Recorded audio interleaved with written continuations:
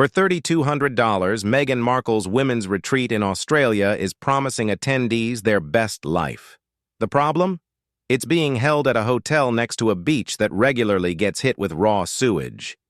Oh, and the organizer behind this luxury weekend? She just went bankrupt, with a mountain of debt to the Australian tax office. Yeah, this is not a joke. So welcome to our latest South Park parody, Duchess of Poogee Beach. Hey everyone, in our last episode we told you that the Sussexes are heading to Australia in mid-April. Meghan Markle will be the star of a women's wellness retreat called Her Best Life, while Prince Harry will be saving office workers from burnout at a corporate summit. Back then it just sounded brazen, but now that more details have come out, it's gone from brazen to full-on South Park absurdity. But first things first. Remember how Meghan promised retreat attendees oceanfront hotel rooms? Well, here's the thing. Some of those rooms don't come with two separate beds. They come with one, a king size. Meaning for $3,200, you're not just sharing a room with a stranger, you're sharing a bed. And yes, the fine print makes it clear, no refunds. And now, the best part. The hotel sits on a stretch of beach the locals have long nicknamed Poogee Beach. The reason? Sewage problems. The shore keeps getting hit with poo balls, basically human waste, grease, soap, and hair all clumped together. The smell, according to locals, is unbearable. On top of that, back in February of this year, the beach had to be shut down after aggressive sharks were spotted near the shore. And apparently, all that sewage is drawing the sharks in. Selling sewage air for $3,000. You guys, that is a level even I haven't reached. I gotta learn from this woman. And this lovely spot is where they're promising attendees the whole luxury wellness package. Sunrise yoga, sound healing, meditation, manifestation, poolside relaxation with ocean views, and a gala dinner with Meghan.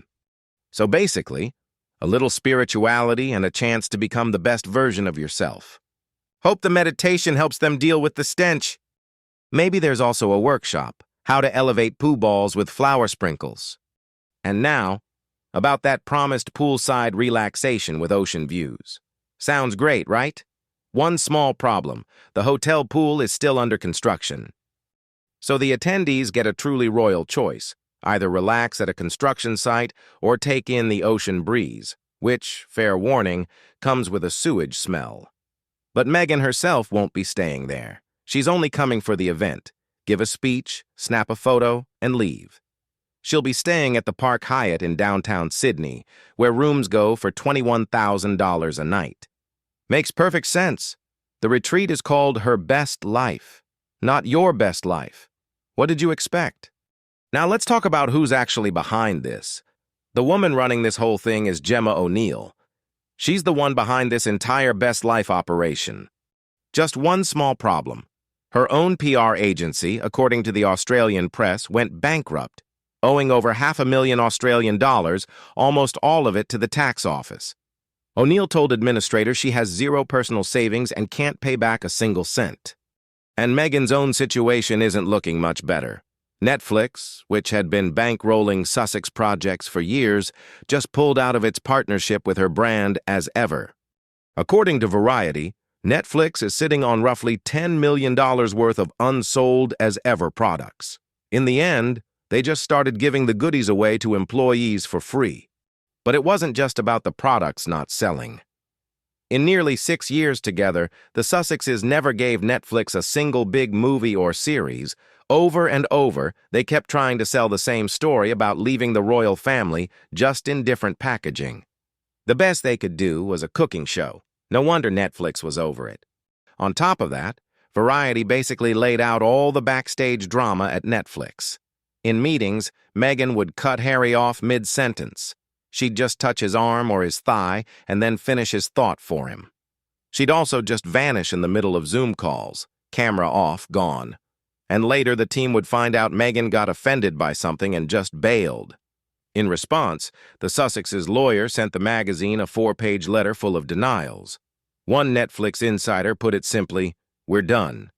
If your lawyer is firing off 4 pages of denials, it means it really got to you. Meghan's response? She said Netflix had been holding her back and that now she's free for the global market, whatever that means. Shortly after that, people noticed pretty fast that the head of Netflix and his deputy quietly unfollowed all of her accounts. And in Hollywood, yeah, people know exactly what that means. So the picture here is just gorgeous. The retreat organizer, bankrupt, owing the tax office $500,000. The retreat headliner, a woman who just lost her only major partner, and that partner even unfollowed her on social media.